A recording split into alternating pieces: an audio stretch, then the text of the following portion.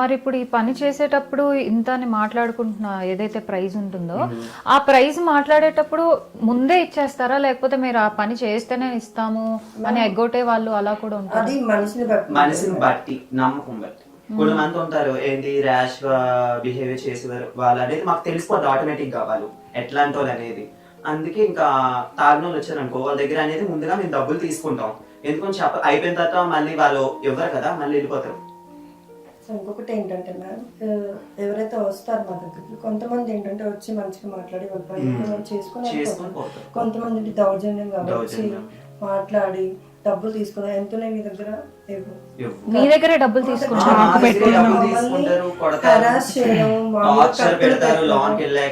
దీనికి ఎలాగా సొల్యూషన్ ఏంటి? ఇప్పుడు మీరు ఒక కంప్లైంట్ లాంచ్ చేద్దామని పోలీస్ దగ్గరికి వెళ్ళినా మీకు న్యాయం జరగట్లేదని చెప్పి అంటున్నారు కదా. ఎలా అంటే ఇప్పుడు మ్యామ్, ఇప్పుడు పోలీసులైనా ఏం చేస్తారు, ఇప్పుడు first of all society accept చేయాలి. ఇప్పుడు మమ్మల్ని కొట్టినా గానీ సొసైటీ అనేది ముందుకు రాదు. ఇప్పుడు అక్కడ మనల్ని కొట్టేసి పడిపోతాం కింద, వాళ్ళు అనేది కూడా రారు కదా, వాళ్ళు అనేది సాయం కూడా చేయరు అసలు.